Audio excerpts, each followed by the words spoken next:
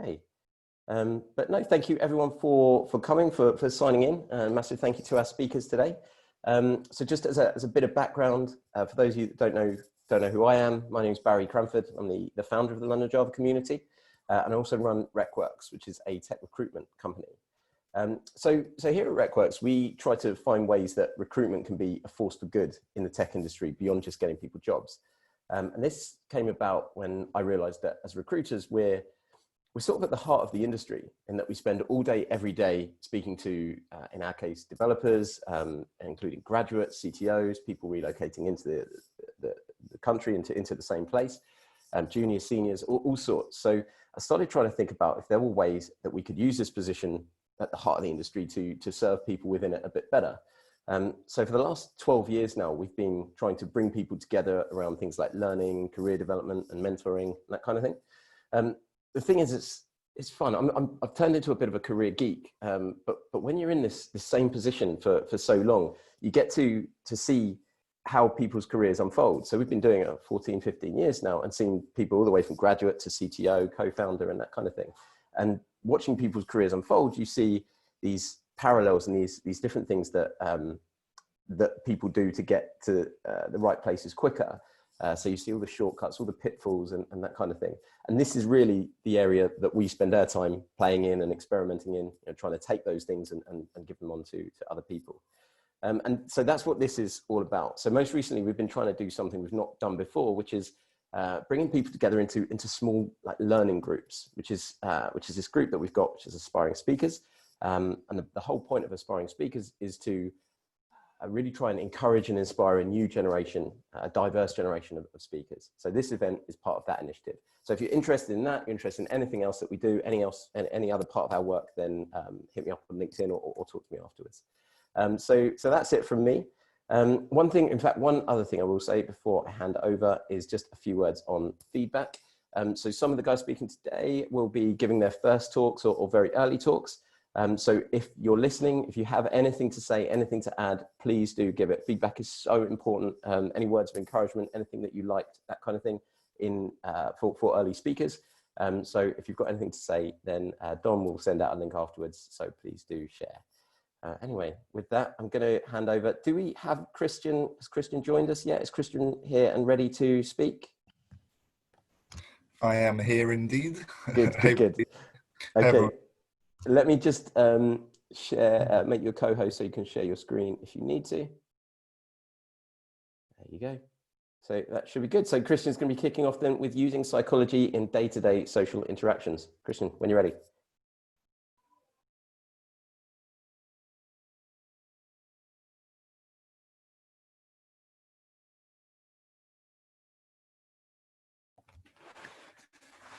So, hi everyone, my name is Christian, and today I'm going to give you an introduction, as it were, to psychology.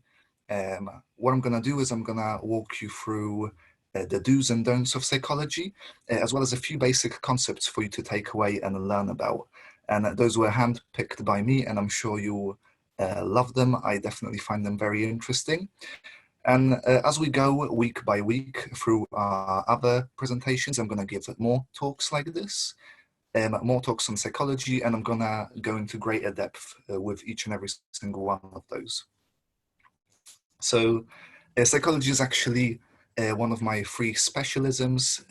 I'll talk about the other fields as well, but I'll run those as a series first, as I feel like that will be very useful to all of you. So what is psychology, why use it, and is it right to use it? First of all, so what is it? For a lot of you, if you ever want to consider a career change, let's say you get bored of computer science, you get bored of software development, you want to abandon your field and try something new, go off to study psychology. If you pick it up as a subject in the university, a lot of you might actually be disappointed. What a lot of people pick up psychology for is the people interaction. That unfortunately makes only 5% of it. You do go into a great depth into psychology. As a study, however, it tends to focus more on how our brain interacts with our body, how it does various things. For example, how we keep our balance, how do we control various bodily functions. It's very scientific. Psychology pushes itself to be a very scientific field, and that's why I think it tries to stay away from the people-to-people psychology quite a bit. Now, why you as an individual should go off and study it? I think for a lot of us, especially in the field of software development, some people are extremely good. They do very well in their day-to-day jobs, but they might find conveying their ideas quite a lot of the time quite difficult. They're very complex ideas. And then later on, if you find yourself sitting in front of a computer all day, day-to-day, Monday to Friday, you might also find that interacting with other individuals is a skill that you don't really get to practice a lot. So for those of you that can relate to that, definitely pick up psychology and learn it, as it will give you those tools to be better at social interactions, convey your ideas better, give talks like this better, and yeah, just win some friendships as well. Now, one of my favorite questions is psychology, is it actually right to use it? So this question was inspired by my best friend. I often find myself sitting there with him, talking about various interactions I've had with people. I'll tell him what I think of them, why they act in a certain way, and perhaps the various things I did to, I don't know, get them to open up in front of me more, etc., etc. And he'll turn around and he'll be like, well, Christian, is it actually ethical to use psychology? Isn't it a bit meaner to influence people like that? Isn't it a bit, just unethical to learn skills to influence other people? And to that I say, it isn't.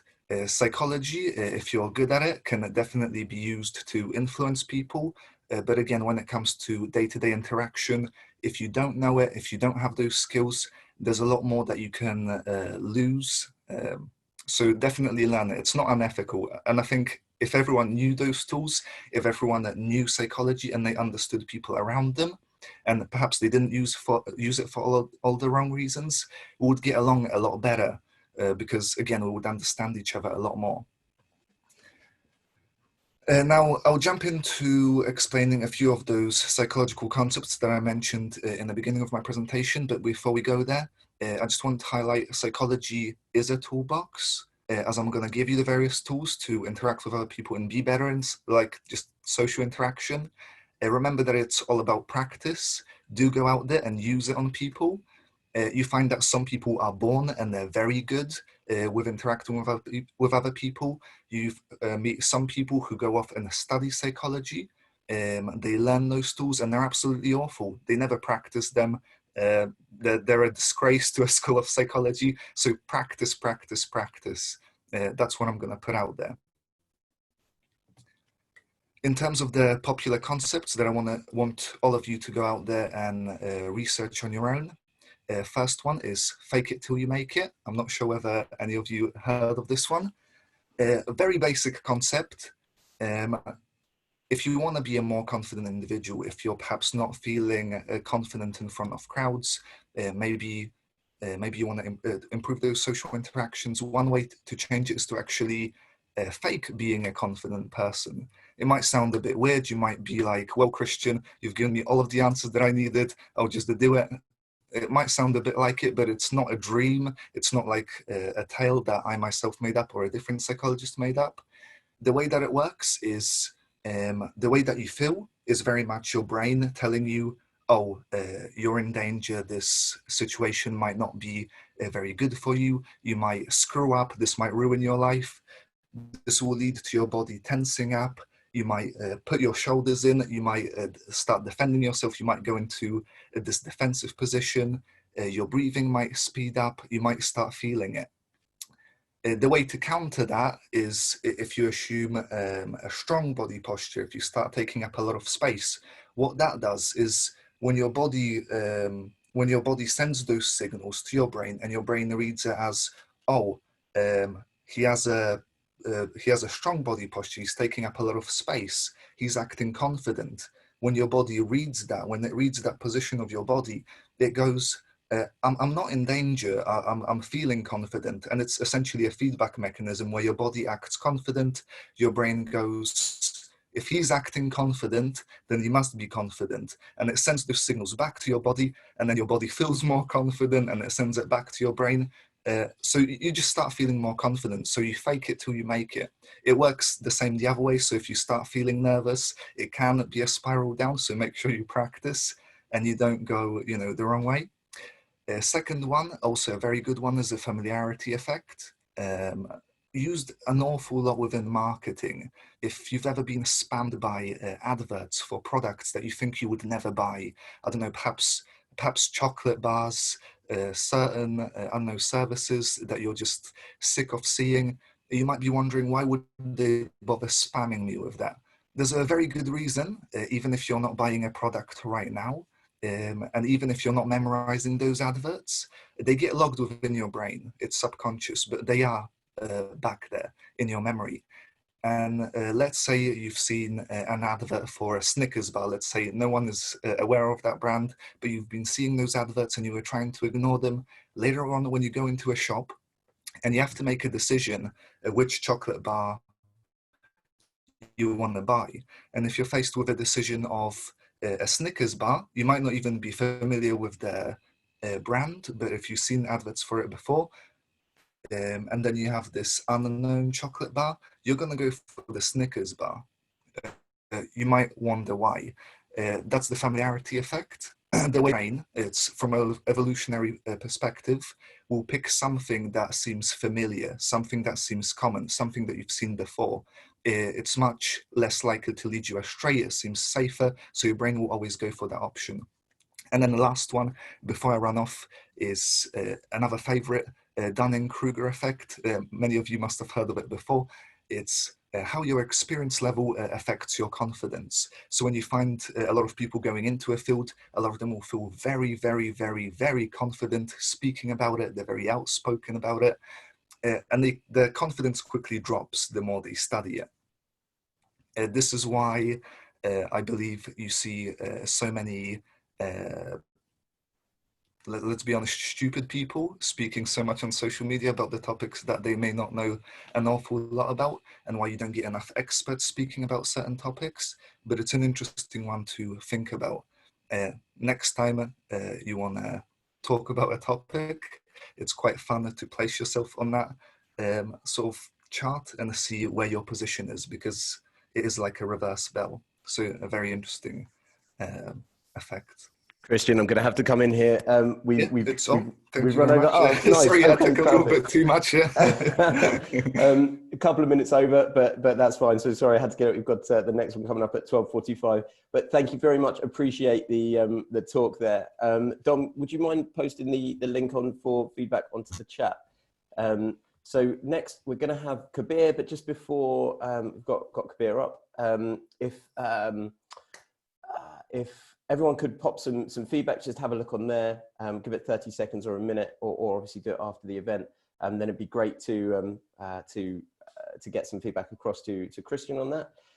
Really interesting talk, by the way. And when you were talking about early on about the bad side of psychology, I know there's a Netflix documentary on the social dilemma that I'm desperate to watch, which I think is going to tap into a lot of that side of things. So, but yeah, thank you very much for that, Christian. Much appreciated. And Kabir, if you're ready out there and happy to share, that'd be yeah. Great.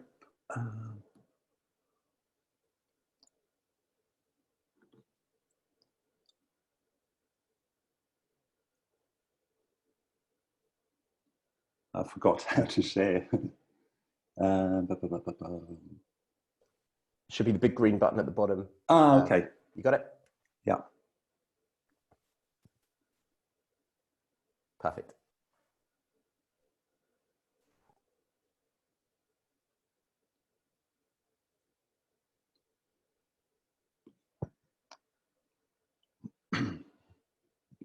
Okay, so today I want to talk to you about some Maven tricks which can really speed up your day-to-day development workflow. And this is especially true if you work on huge complex projects.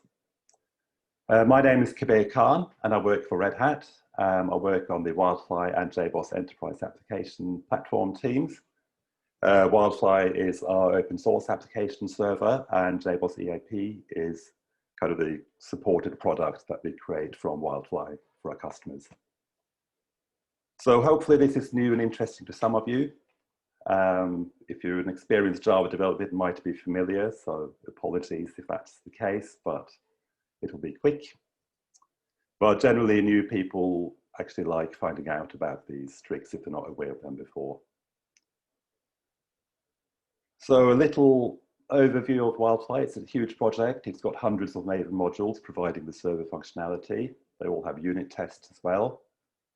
Then there are a few modules to assemble the server, which kind of pull in these other modules. And then some test suite modules, which use the assembled server to run unit tests against.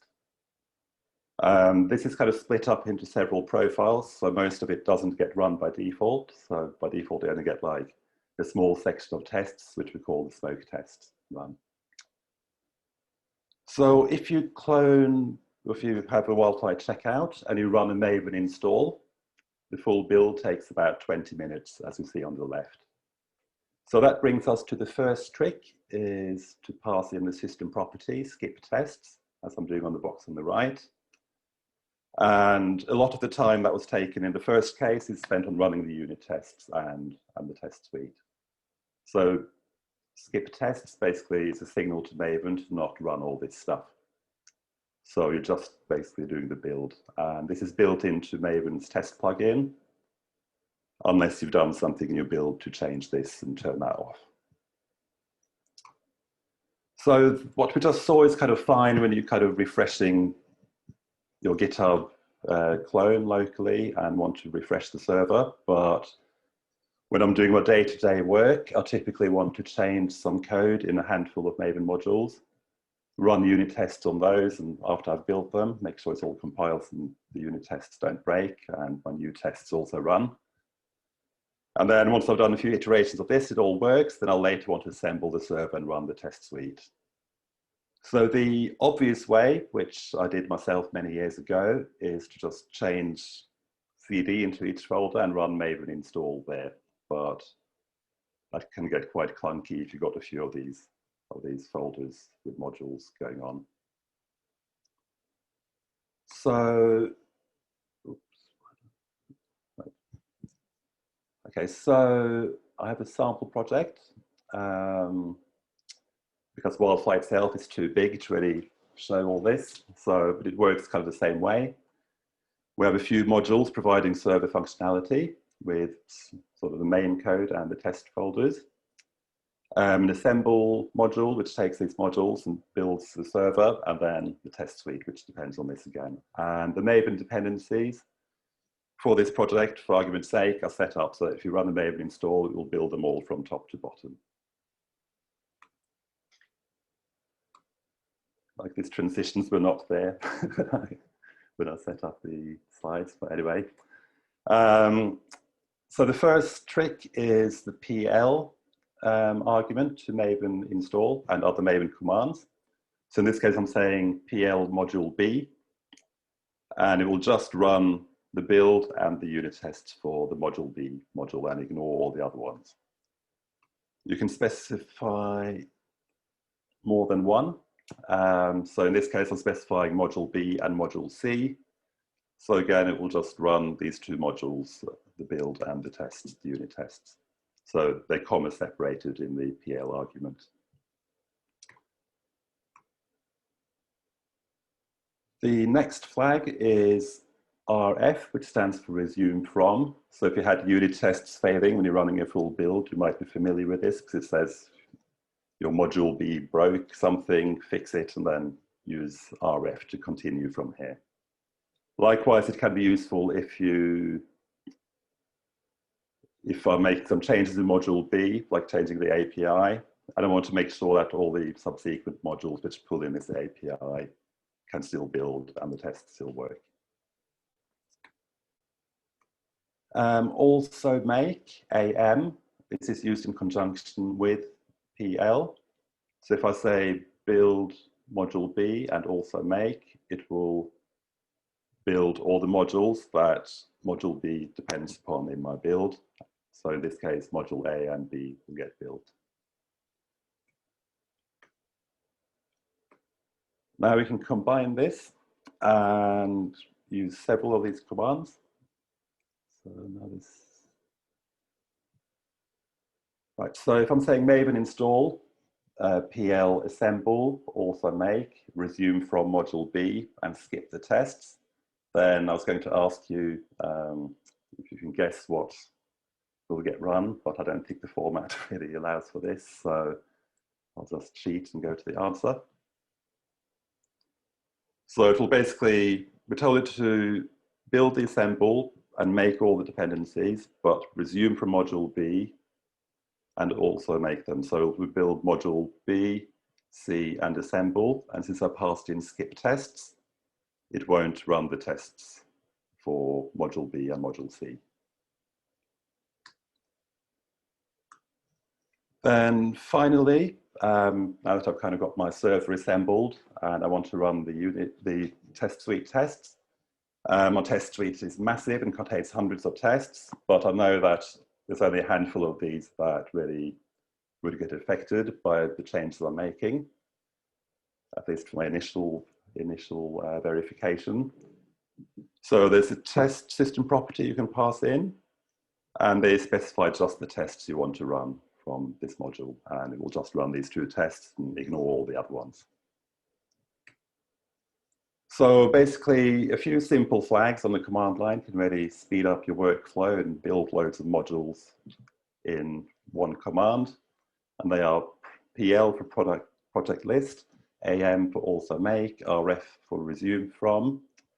We have some system properties to skip running the tests and building them. Actually, that's not true, just to skip running them. One to pick out a particular test that we want to run.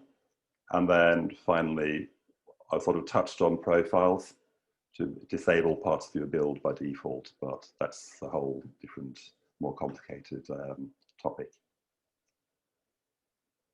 Okay, thank you. Brilliant, thanks Kabir, appreciate that. Does anyone have any questions for Kabir off the back of that? So Kabir, one thing I was going to ask, because you've listed a few there, is there a particular top one that you would advocate for somebody that was just starting out with Maven? Because I know it can be quite intimidating to start with. I'd say the PL one, because you typically work in a handful of modules in a big project. Mm-hmm. So that's the ultimate one. Cool. Yeah, thank you. And then the other ones kind of build upon this and enhance it.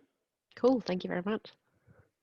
Brilliant, thanks Carly, thanks Kabir, appreciate that. Again, you've got the link in the chat bar then.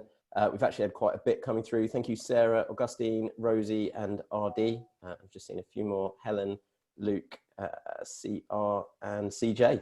So thanks for all the feedback that's coming on, really appreciate that. If you could drop a little bit more for Kabir, that would be wonderful.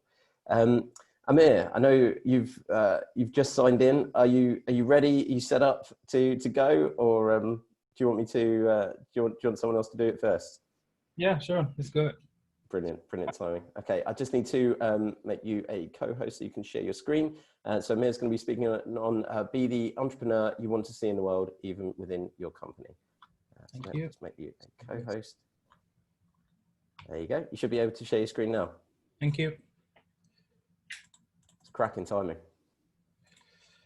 I'm cutting it short, I guess. All right. Let me share my screen.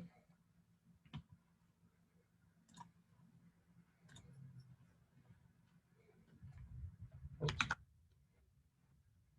All right. Hi, everyone. Today I'm going to talk about the story, how to be the entrepreneur you want to see in the world, even within your own company. My name is Amr, Ismail, Abdul Latif, Ibrahim, Mustafa, Hassan, Muhammad Ali, Said, Gawish. And yes, that is my name, but you can call me Amr. And now that I finished all my 5 minutes, any questions? Okay. All right. So like now that I covered the main topic, let's talk about the Secondary topic, my story. So remember the time when you finish college and this sense of fulfillment, that sense of invincibility, the determination that comes all the way with this, all these big dreams you wanted to do, and the relentlessness to achieve these dreams.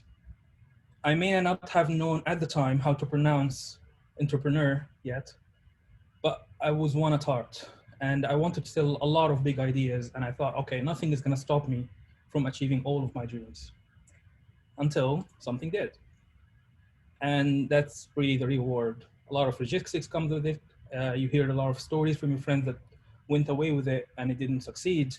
And you say, okay, maybe I'll just pause on this dream for a bit. And I'll take a step back and I'll try to gain some knowledge. I'll try to enter the reward and try to be as part of an organization, and I can do it right. And that is totally okay, and that's fine, that's part of life.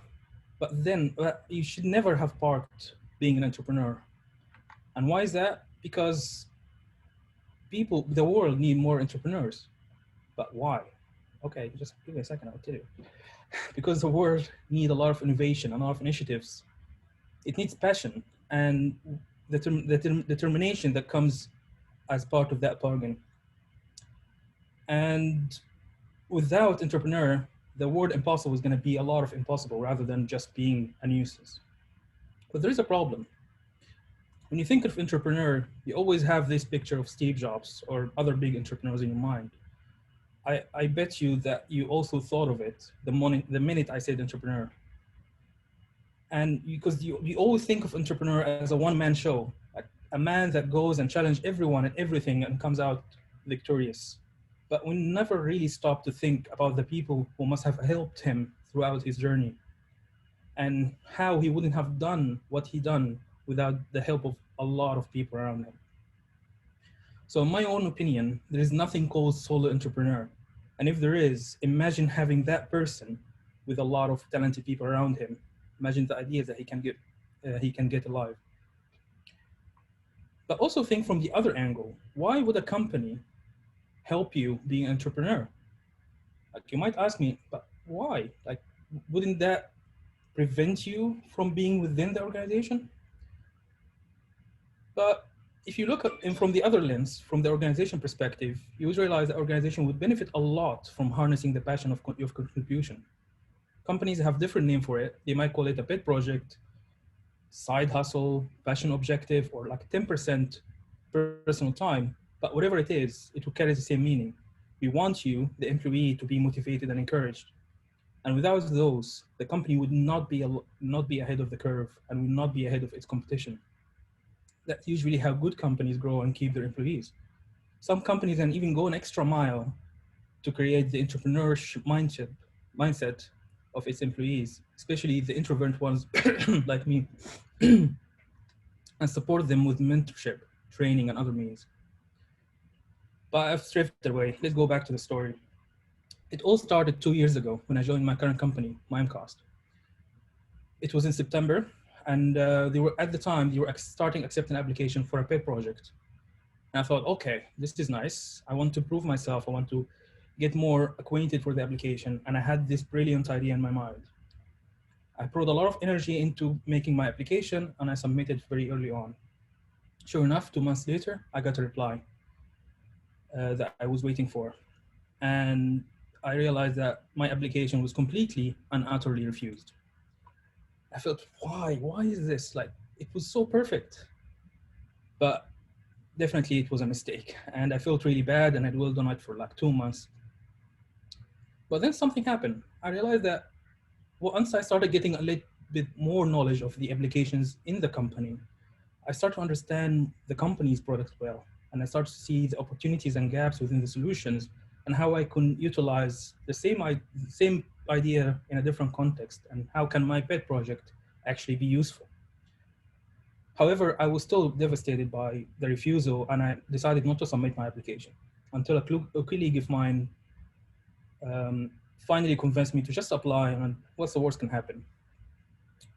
I only spent like 5 minutes writing the application, and I submitted like 2 days before the deadline of the applications. Well, I'm glad to tell you that my application not only got accepted, but I went on to win the 4th place in the competition. I mean, I know it would be nice if I won the first one. It's gonna be like an awesome story, but that's not what happened, unfortunately. And then I realized something. I realized when it went all wrong for me. I forgot the most fundamental thing that every entrepreneur should never forget. Learn from your mistakes and move on to make many, many more. Or as Samuel Beckett said, ever tried, ever failed, no matter. Try again, fail better. One final thing before you go, if I want you to get 2 things from this presentation, it's gonna be these 2 things. 1, my full name is amazing and you should totally memorize it. And 2, great ideas comes in all sizes.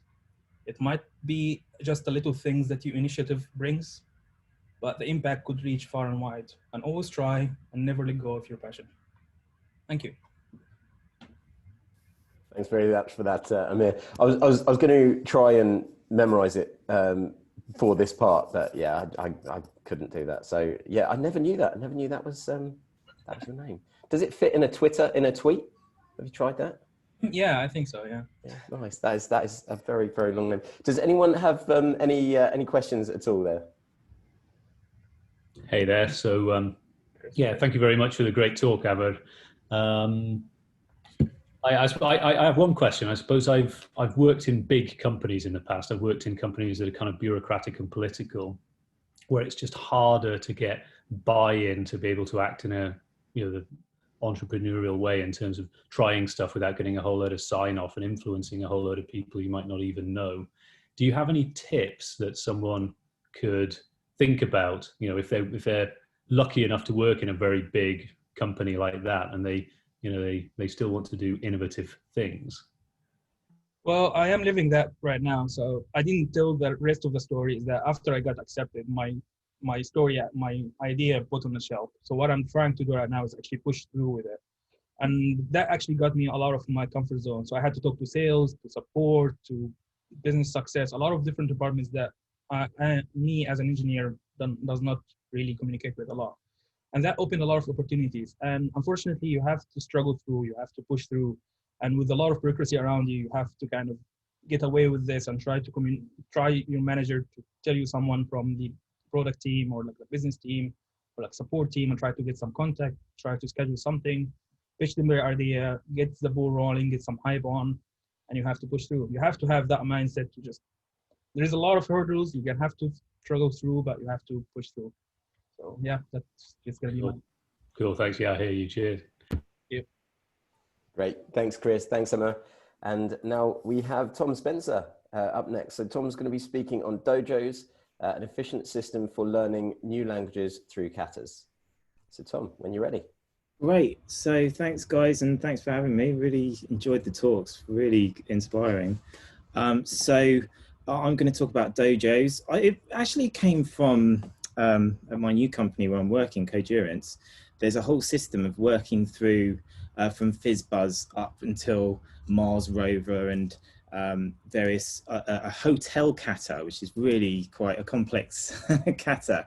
And through paired programming, I found that a really nice way to try and improve my coding. And I've started to do them in different languages as well. And that's been a really nice impetus for kind of just getting the configuration right, which has been quite a struggle. And then also trying to think in other languages.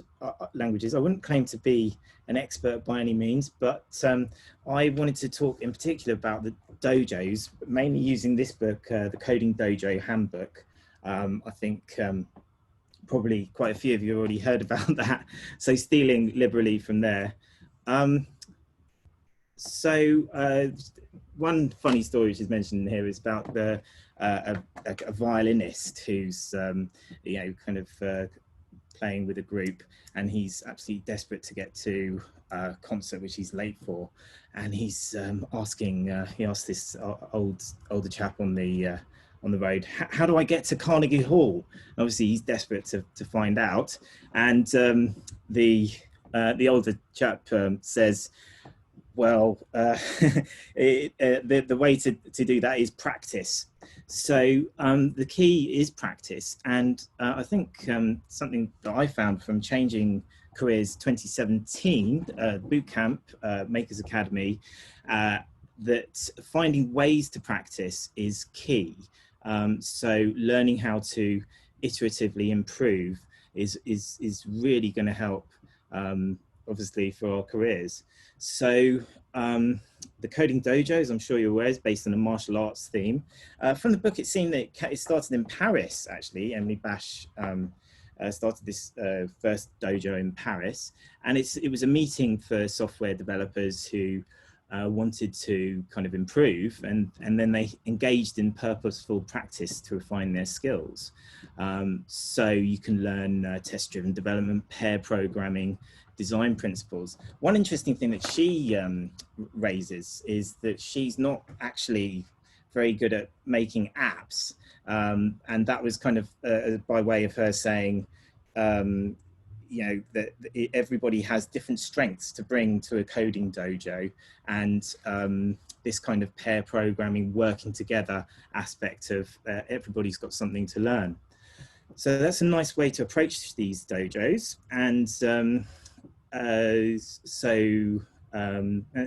and developing good habits, great habits, of course, the Simon Covey kind of approach of seven habits, 7 habits for success. And this kind of Kent Beck, who's test-driven development book, he says here, lovely quote from Kent Beck, that I'm not a great programmer, I'm just a good programmer with great habits. So some of the background for a dojo. So in order to be an expert, you need to practice. And reading books, as you might see, I've got a few books in my background here, all for show. Ron Jeffries says, you know, what changes people is what they do, not what they read. Ron Jeffries claims to have read loads of diet books, and he says that those diet books haven't made him thinner. So looking at a couple of pictures of Ron Jeffries, I think he did seem to lose a bit of weight. So I'm not sure if I completely agree, but certainly doing seems to be the best way to improve. So part of that is presenting what you've done. I've started a YouTube channel where I try and do little things where I've learned, and I think that's another aspect this of dojos, this teaching and feedback and lessons learned.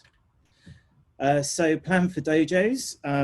You have someone who introduces the dojo.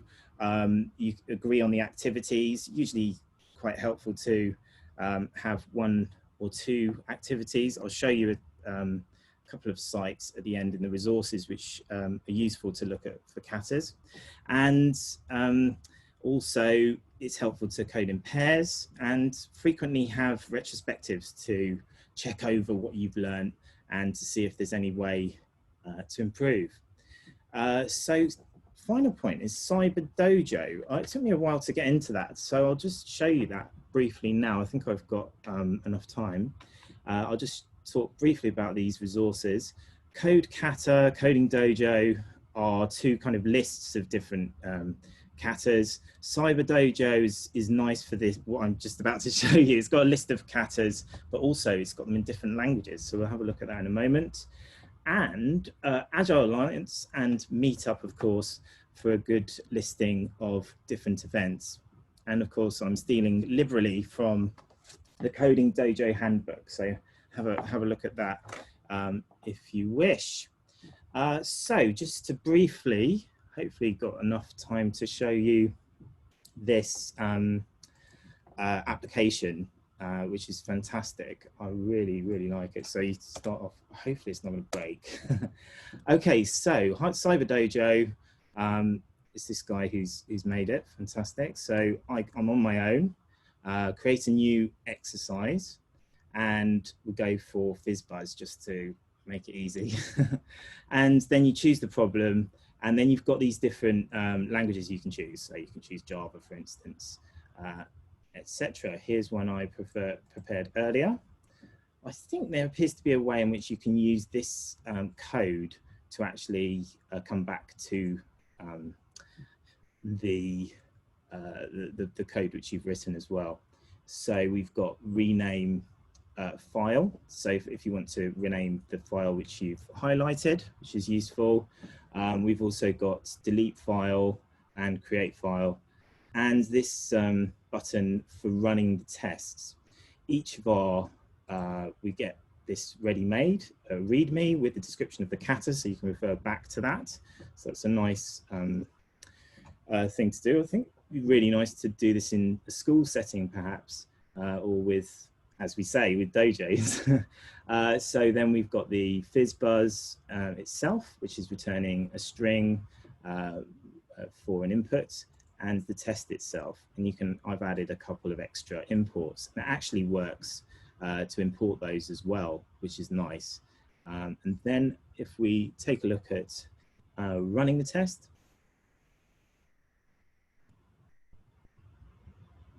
so we get a feedback here as well. So we get the JUnit Jupyter OK, which is telling us that the tests have passed.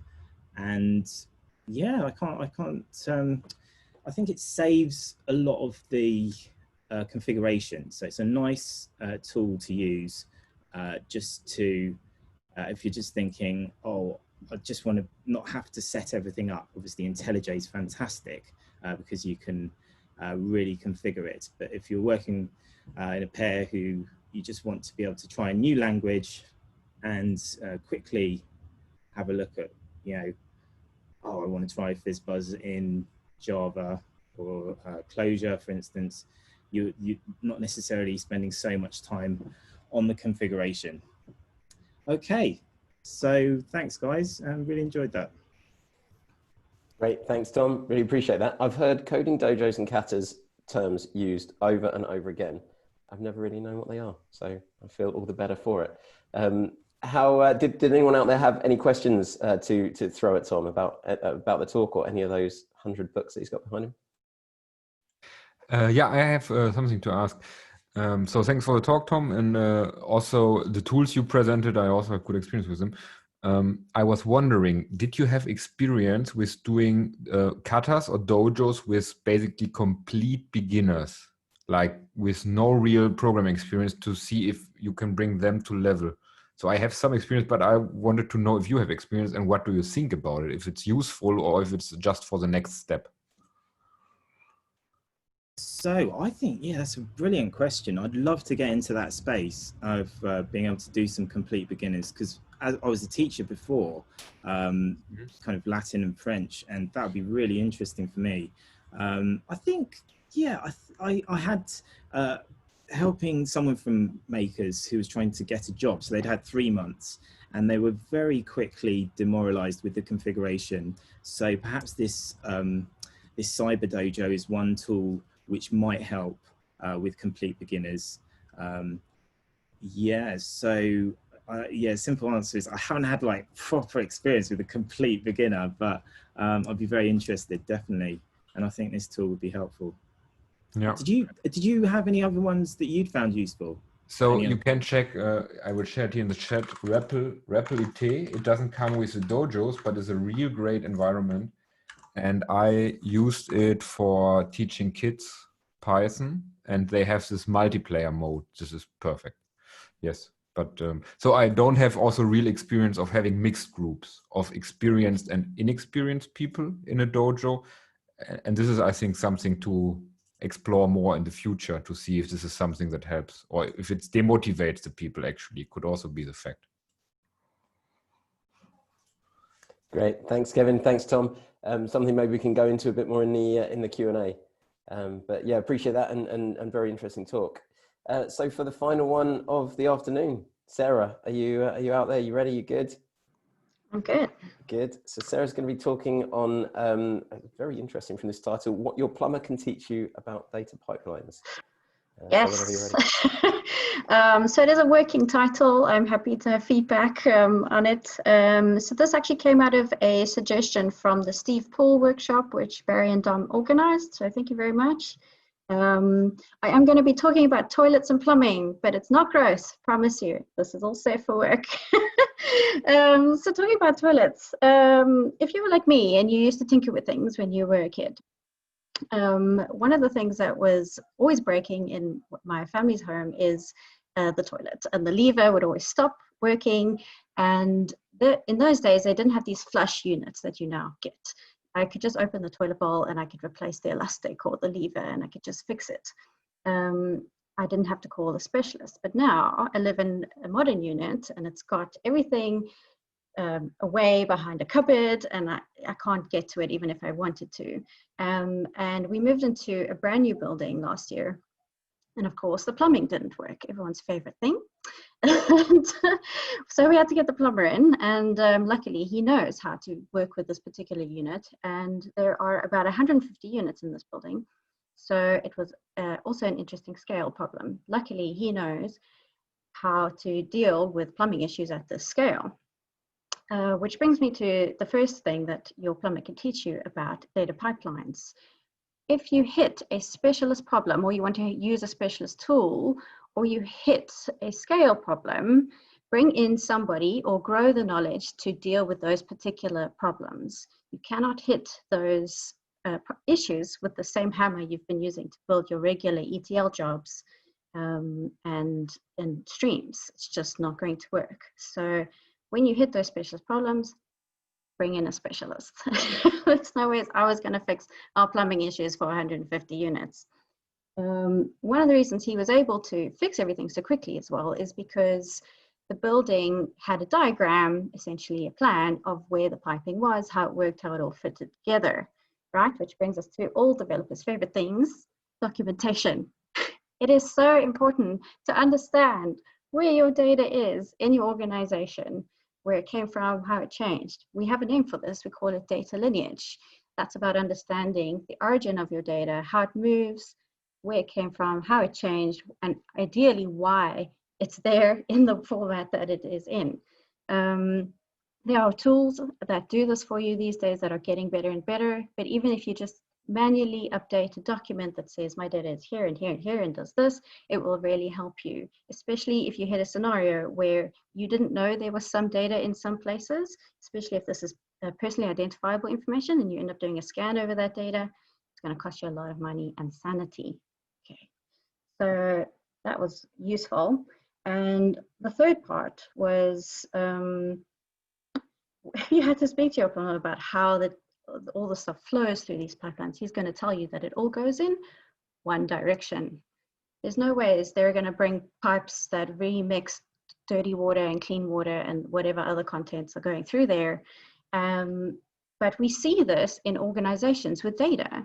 In an individual data pipeline, you won't, but when you see it in a system of data pipelines, especially in a very large organization, what happens? Somebody says, I want this data and I want that data and I want it really quickly, and they get it from wherever, and you end up sometimes going back on yourself. So you reprocess data that you didn't really need to. Not only is this confusing, but it's extremely inefficient and costly. So we really don't want to be doing that. So I really appreciate the plumbing analogy that you see in data engineering. It comes up a lot. But I actually think it's more than a metaphor. I think that you can learn an absolute truckload from the principles that pipeline and plumbing engineers apply to their work. You can directly apply to our work when you're looking at things like velocity, efficiency, cleanliness in data. A lot of their design techniques really apply to our domain. So the next time your plumber comes along and is sorting out an issue in your plumbing, definitely pick his brain about what he's doing, because I think you'll be surprised to learn that you can probably take some of those applications back to your own company and your own pipelines. Thank you very much. Thanks, Sarah. That was great. Thank you. Does anyone have any questions about Sarah's plumber or data pipelines or any part of the talk at all? I have a question actually. So on the data lineage, that's a very interesting point. And you've mentioned that there exists some tools that automate the process of documenting the data lineage. Are there any particular ones that you would recommend, or ones that you worked with? And the second part of that question, when you say you can learn a lot from these various different design techniques used in liquid engineering, I wonder if there are any kind of books where somebody tried to tackle this problem from like a software engineering perspective, you know, kind of like a one-to-one mapping of, you know, this is how we do things in liquid engineering, so therefore this is how you should do things in software engineering. And I'm not a data engineer. Sure. I'm not trained as a data engineer, but I am very much interested in the subject. So I'd be quite curious if you have any resources for these things. So in my research for this, I tried to find all sorts of things, disasters or, you know, learning. And I don't know if anyone has published any actual academics on that situation, but I didn't find anything. But I usually find that people who are in academics pull a lot more from the physical engineering world than the people who do day-to-day software development. We kind of forget, we call ourselves software engineers, but sometimes we forget that we can actually apply some physical engineering concepts. So no, I haven't found anything, but I will keep looking. And if I do find it, I will definitely document it somewhere. I still have an upcoming blog. I've had a bit of a detour, but I will get there. And your first question, I think it's called Apache Atlas, although I could also be very wrong, but I will also add that to the same content.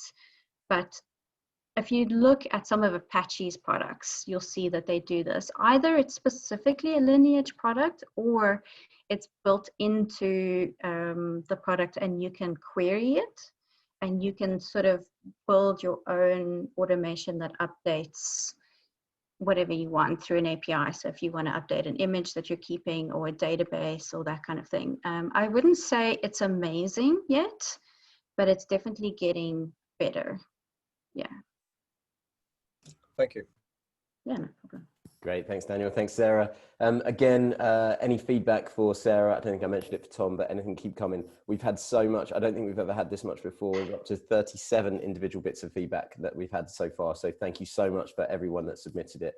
It really is useful and I'll distribute it all afterwards.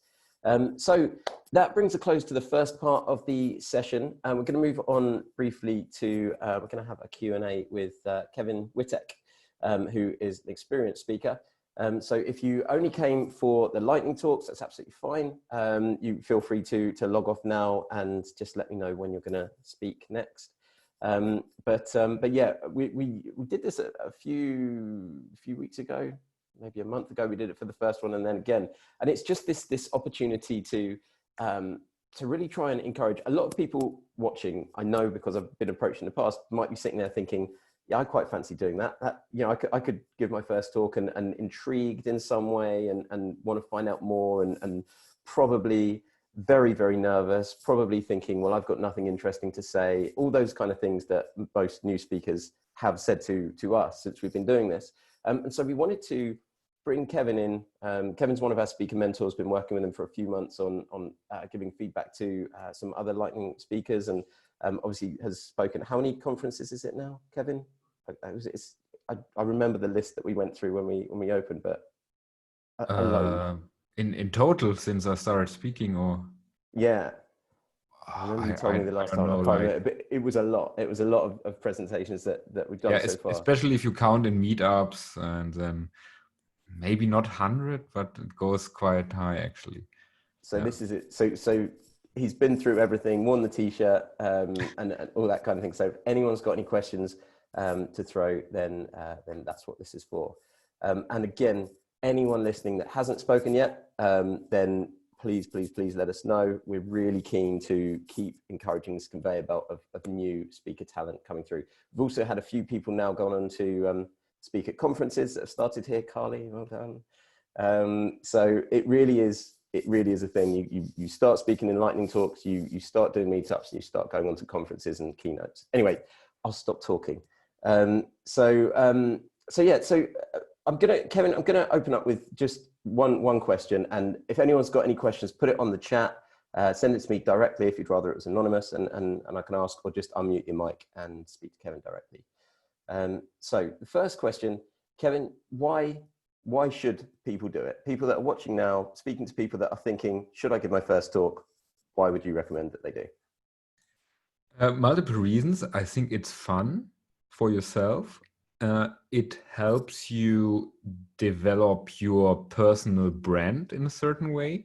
And I think maybe the best way is something you can take from Richard Feynman, who also said, like, to teach something, you really need to understand it. So giving talks can really also be a great boost for your own understanding of a concept. And sometimes it can be a catalyst to dive deep into a topic where you have maybe some knowledge and you think, okay, I will just give a talk about it, but then you really have to go deep and really understand it to tell to the people.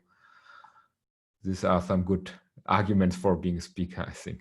Yeah, we've heard a lot of that before. Funny enough, Jeremy Chan spoke recently, and he said that, you know, he was going to give this talk, thought he knew about it, and then from a little bit of research, discovered so much more about it. And yeah, so if you're interested in a topic and know a little bit, then as you say, it seems like a good way to delve a bit deeper. Okay, so Carsten's just put on here audio equipment, headset or microphone. So I'm now using a microphone.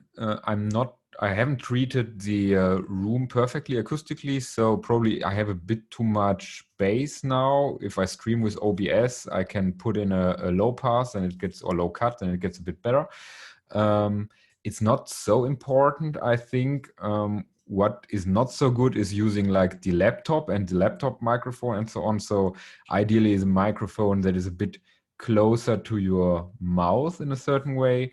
And especially if you give presentations online or do things like streaming, audio quality is much more important than visual quality because the people are listening to you.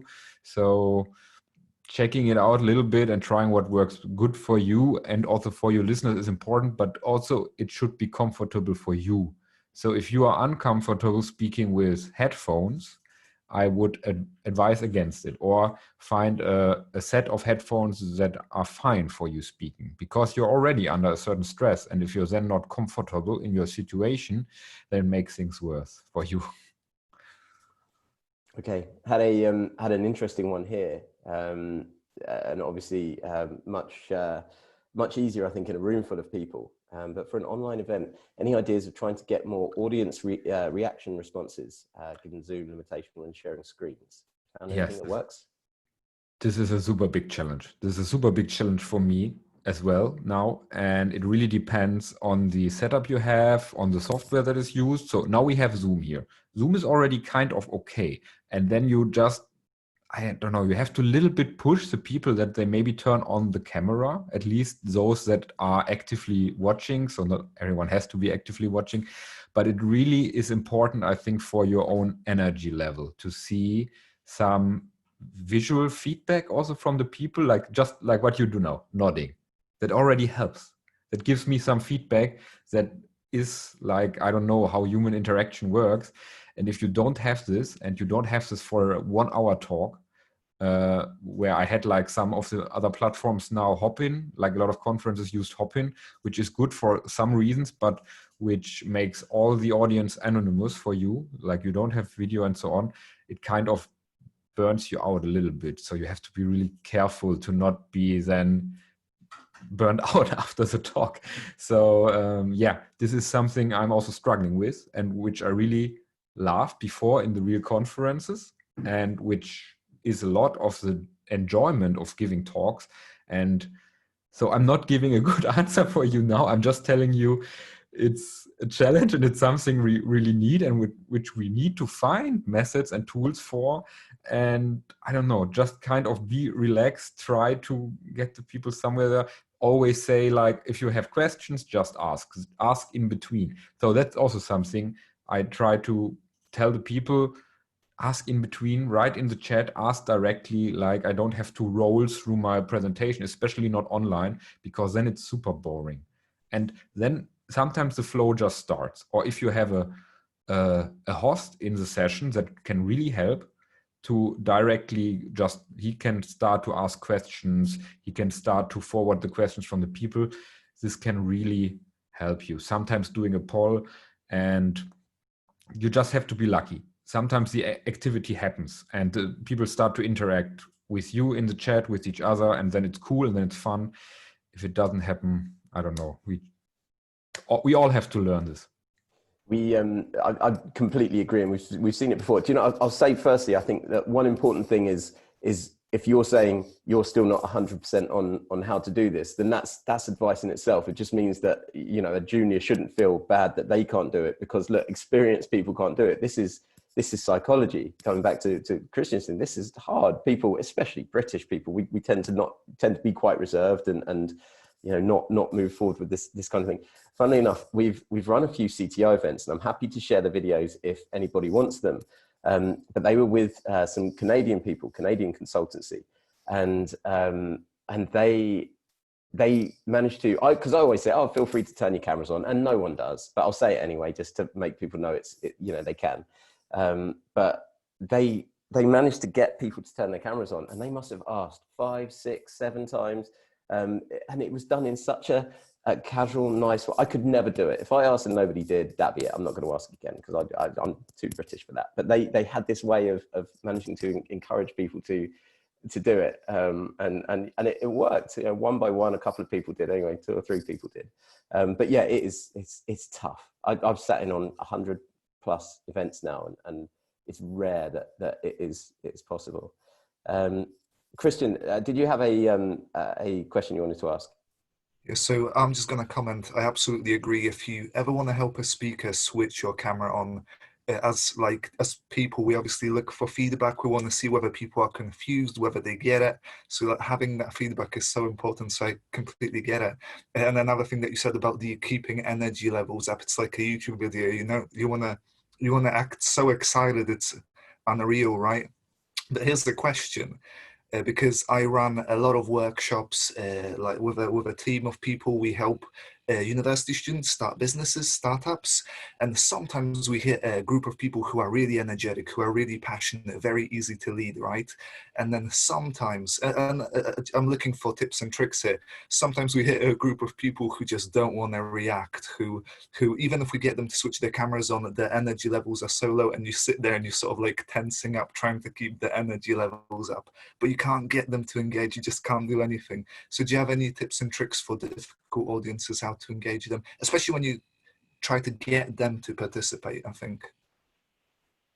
So, to be honest, not directly, but I just say also be careful about yourself to not burn yourself out in this situation. So, like, get the people you get good engagement with, take this with you, and also get energy from this for the future. And if it doesn't happen, sometimes we can't force it, and then just accept it, and at one point don't burn yourself out about it. So I don't have a perfect answer for this. When we do on-site stuff, we have all those agile techniques where we go to the Kanban board or whatever. We get the people to do the marker on the board, to do the post-its. This all helps to activate energy or activate engagement. I don't think the digital tools help us with this really. So you can do this mirror board stuff and so on.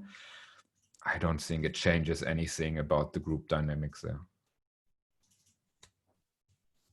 Great, thanks Kevin, thanks Christian. And if anyone else wants to unmute their mic, just ping me, and that's fine, I can invite you in. Kevin, one thing I wanted to ask, one thing that we get asked a fair bit from people, and this tends to be people more stepping up to the full talks, but do you write your talk out in full? Do you memorize it before you go in? Like, what's your personal approach to how you know your content and make sure you can deliver? Yeah, so I write it up before I prepare the slides, that's all, and the demos or whatever. I must admit that I repeat talks actually quite often. So I give the same talk in different variations, like really often, which sometimes I think feels stupid to myself already, but the audience actually wants to hear it. And then I think it's the same as a musician playing the same song, like playing Smoke on the Water every concert. It is similar. So therefore, I get a lot of routine then of these talks that I give often, like my test containers talks.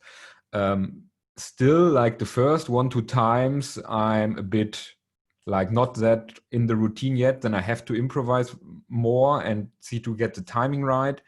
But it's what I'm comfortable with, especially if it's a topic that I'm experienced about. So the better my preparation about the topic at hand, the more I can give also the talk in a free-formed way. And I wrote this in the feedback when we had this discussion in the Google groups, but for me, it is actually like, also, I'm a musician also. And when you're a musician, you can play in a way that is more free, more like blues oriented and improvisation oriented, or you can stick to the script, which is the notes. And different people tend to follow different approaches there, and they work differently for them. And in music, I'm also someone that is more on the improvising side, that is not learning the stuff part by part. And I even at the concert sometimes just jump it and try to fiddle my way around. And you get a lot of practice in this then. And it's the same with giving talks. So for me, it would not be enjoyable to really practice it through and through and through before, for me. But for others, if it gives them more confidence and they enjoy it, of course they can do it. So I've got a follow-up question on that then. If you're, because there are subjects that I know quite well that I would like to present on that I haven't yet figured out how to talk, but my word, I could ramble for days about them. How do you keep yourself on track and avoid kind of, going on for too long? How do you know, what anchors do you use to kind of stick to? Yeah, rambling is a problem. Then this would also be a problem for the audience, and it gets boring or they can't follow. So that's what I use my slides for. The slides are my anchor points. Yes, exactly this. And then that I sometimes do, like before the talk, I go through my slides and think, okay, this slide should roughly contain this part of my ramblings, but to keep the ramblings more time boxed. And this helps. So we also had this discussion in the Google group. So for me, the slides are a lot of there for me to keep the rhythm of my talk going. And I don't know if they're useful for the audience. Yes, maybe to a certain degree, but I use them as my guidelines. And I assume if you give a talk without slides, you can do the same with some notes for yourself, not for reading the notes, but just to jump from anchor point to anchor point. And I've seen like great academic speakers do it like this. If they give their speeches, if they give their lectures, they have some notes, maybe sometimes no slides, or they just write something on the chalkboard. Still, they have at least sometimes a more or less structured talk. So Richard Hemming, I love the talks of Richard Hemming. So check them out on YouTube. A lot of them are there. It's like one is called Me and My Science or something, or Me and My Research, is super awesome. It is for engineers and academic people, and I think he gives super entertaining talks. And you see, he walks around, he gives the talks, and sometimes he walks back to the podium, takes a look at at his paper, finds out what is the next anecdote he wants to tell, and then goes on. Yeah. I like that idea that slides are for you more than for other people, or at least for you and for other people.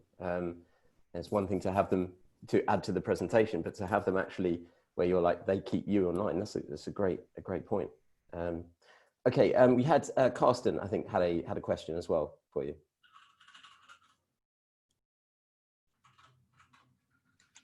Yeah, not really a question, but just a comment. You were asking about how to get feedback from audience with Zoom and related stuff. So two things about it. Number one, I gave a talk here at the end of August with to the London Java community, and I used a poll in Zoom. It was just a simple yes/no question, but I think that worked quite well. The disadvantage is that you have to prepare it ahead of time.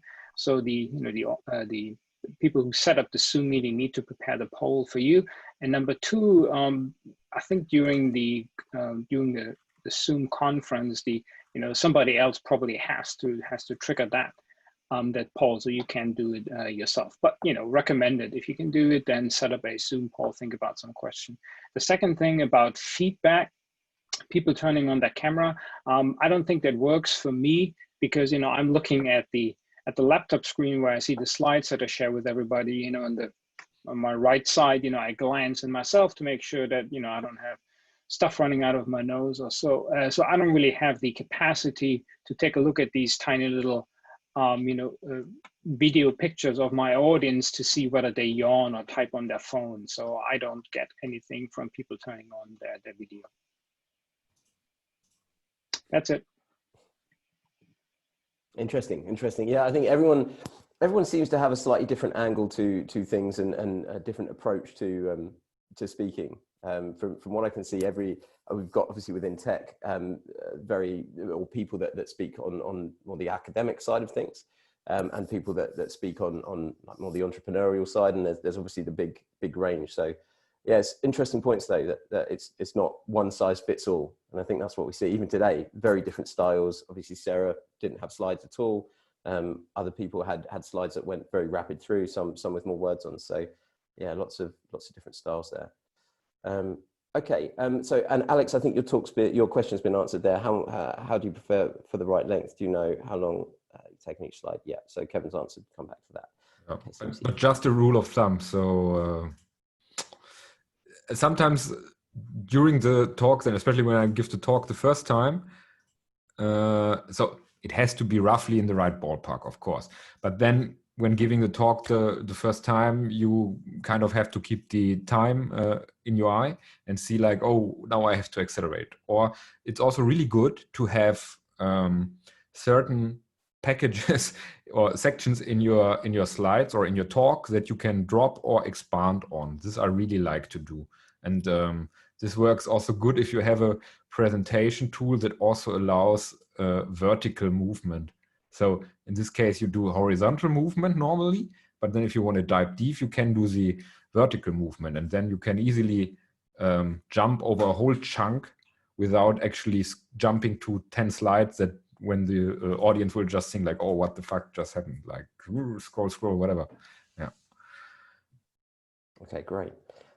Okay, a question for you. I don't know if this is going to be relevant to other people in the same way as yourself, but I'm going to ask it anyway, because I assume you've had the background with the music might have mitigated this to a point. But how long did it take you to get over stage fright, give engaging talks, and be confident enough to call yourself an expert in the field that you're giving talks in?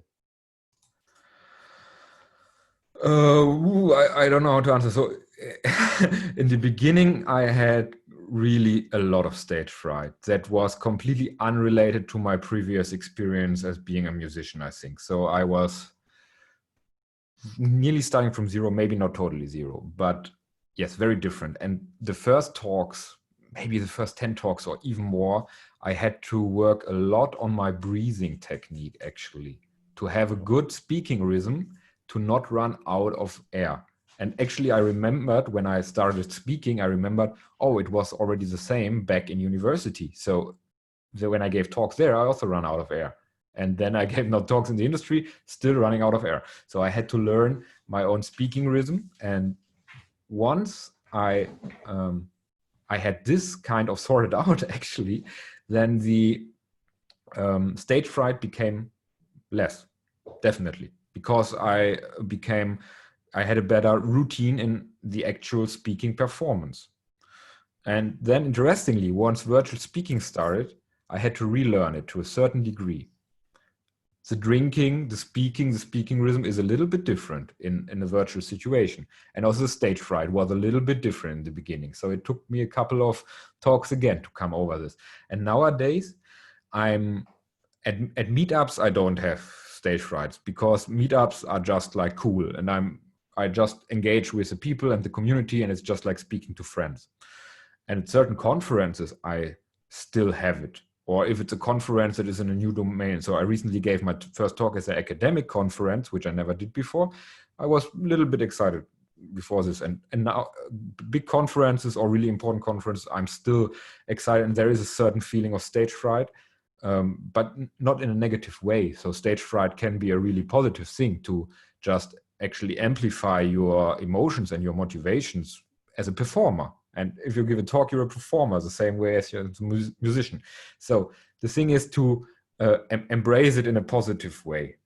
And then it's good. And I think it's important to still have a certain degree of stage fright because it shows you care and you're looking forward to giving a good performance.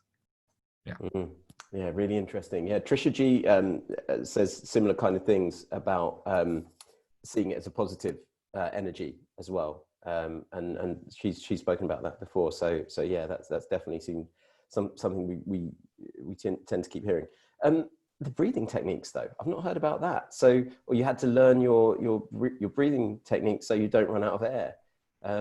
How was that an intentional thing that you did? Did you focus on techniques, or did it come as a byproduct of just doing it over and over again? So definitely I noticed in the beginning that I didn't have the right ratio of speaking speed and breathing speed. That's what I found out, because I was running out of air. And then I had at one point, I was not breathing out enough. I think that's what happened. So I was feeling at one point my chest was kind of pumped up and I couldn't breathe anymore. Then I had to make a couple of seconds pause, rebreathing, resetting, and then I could go on. And then after 10 minutes or so, it was okay. Then I was in the right rhythm, actually. So I realized this in a physical way. And I also have a little bit of vocal lectures. I'm not a great singer, but still I do it also for educating my listening abilities, my music abilities. And there you learn very consciously about breathing and different breathing techniques that give you better vocal abilities, which is a breathing technique where you breathe into, I don't know, in German it is Zwerchfell, I don't know the English term, it is like in the stomach, kind of more stomach breathing. And I don't know, just being conscious about this breathing technique and a little bit applying it, and also applying the certain slowness and allowing myself to make certain breaks during the talking, which I don't know, maybe you see I do it now, but I do it more unconsciously, therefore helped me a lot. So I not really consciously, but in a certain degree consciously developed this technique for myself. And now it just comes natural. That's fascinating. We've spoken to a lot of speakers and we've never gone down that route. And I can, even as you're talking, I'm kind of like trying to feel it in myself, because I gave a lightning talk and it was strangely more nerve-wracking than other things. And I got to a point where I sort of did. So I know exactly what you mean. Yeah, I'm gonna. Is it anyone that speaks about this, that writes about this? Is there any blogs or anything that you know about, or should we just hit Google to discover more? So I'm pretty sure that if you would start looking into professional speaking techniques, and there are people giving talks about rhetorics, professional speaking techniques for politicians, for whatsoever, and you find like online courses, books, I'm pretty sure they will touch it, but I never explored it. Interesting. Okay, I'll dig it out. Ed, does anyone else have any questions? I've got one or two more here that I'm planning to go through, but if anyone else, I'm looking for them. If anyone else wants to unmute and ask any questions, then feel free, please do. I've got one more actually. Do you, as you mentioned voice, do you use any voice training techniques before you speak? Because I actually have one, and I propose it. So, for example, some of my friends who speak, and they always look at me a bit weird, especially when I practice it. They're like, "Oh, what are you doing?" Because it's always a bit weird practicing your voice. But do you have any that you use and that you recommend? Because I know they definitely help, or at least they help me. So there is one you can use, which I use for singing, but not for speaking, but it would work also for speaking, depending on what is your problem. And I just put the link in here. It's called Lexvoxing, and it comes from Finnish researchers. And now it looks like a product here, but actually you just need this, an empty bottle, water, and then this Schlauch. I don't know the English term for it. You see what it is.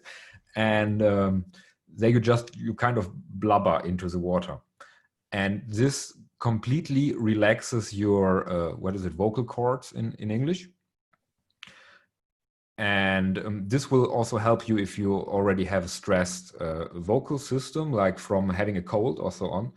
And it's to a certain degree scientific proven that it works, I think, but I'm not 100% sure. But you can definitely see YouTube videos from people applying it when they have a cold, and it will remove the sound of sounding cold and rough from it. Like, it makes it really fluent, the voice. So maybe try it out. Or maybe it can also help making it just a ritual for you. It's also cool. For singing it helps, and I think it will also help for speaking if you would have the danger of running into a dry throat or something, pretty sure. So there are other speaking techniques, of course, for the tongue, like this blah, blah, blah, blee, blee, blee, blue, blue, blue, and so on. I know other singers who apply them for singing, and they would probably also work for speaking. I don't use them, but I would probably start using them if I would do more recordings, like record more online courses, because I recently did this and I found this extremely challenging. And it requires, again, different skills and even better control about your speaking. So if I would do a lot of professional recordings, speaking recordings, I would start using those techniques. Great. Thanks, Kevin. Thanks, Christian. Again, really interesting stuff to look into. Never heard of any of this. Okay, so in fact, I have one more question. It's a pretty big one, but if no one else got any questions after this one, then we'll sign off. But just quickly, what is your go-to recipe for creating a talk? Some kind of steps, like going from an idea to an outline and to a well-crafted story, having slides or not, then rehearsing. Yeah. So where do you go from scratch to giving the talk for the first time? Yeah, so once I have an idea, like maybe something that I just figured out for myself, or it's something where I have a rough idea, but I really want to dive deep into, then this I take as a topic, and it should be something that is somehow applicable for conferences to submit. But even basic stuff is most of the time applicable. So you can teach like just how to do unit tests or whatever, like really basic stuff. We need people producing this content for the audience and the community, actually. So if I figure this out, I will normally think, okay, what kind of demos do I want to show? Because I like to show some kind of demos most of the time, some code demos. So thinking about, okay, what will be the example, like the minimum viable product of an example I can then show. How much time takes it? So maybe examples will take like 10 minutes. So you normally target a 40 minutes or 45-minute talk. So maybe 10 minutes or 15 minutes of of demos will be probably in the second half of my talk. So normally there is where I put it. And then I personally really like to start my my slides and my talk with historic context. Potentially academic context also, if this is possible. So or things like Tom did, like finding things from literature or from kind of famous people in the community that said certain things in certain books. I really like to build this also framework of literature around the things and maybe reference them, and then also look, okay, what actually was meant in the historic context when this was said or whatever. So yeah, that's how I do it. And then just from there, building those two sides together, that they come together. Yes, I think that's what I do. So on the one hand, you have the demo. At the one hand, you start with the historic context or whatever, and then you work them together. And yeah. Brilliant. Brilliant. Okay, well, thank you very much, Kevin. And thank you to all our speakers. I'm going to ask a question. I'm going to pause and hopefully someone will rescue me. From this, anyone speaking going to come forward and give a presentation at the next one or at a future one? Anyone? Someone? I would like to present in the next one. I've got a continuation talk that I'm already working on, so yeah. Nice, good. Okay, thanks, Christian. Anyone else? Any new speakers? I'm keen to prepare a talk too. Good. Who said that? Who said that? Was that Luke? Me, Luke. Yep. Yes, we got one. We got one, Dom. Okay, I'd cool. like to do another one as well, but maybe not next time. Maybe Trick. Brilliant. one after. Great. Well, the link is there now, and it's live. There's currently 2 slots available, so sign up. Luke, get your name down. Brilliant. Thank you, everyone. Really appreciate it. And yeah, Kevin, again, really appreciate your time jumping on here. I'll send all the feedback out to you at some point this afternoon that we've had through. Thanks for signing in, and we'll see you next time. Thanks. Thank you.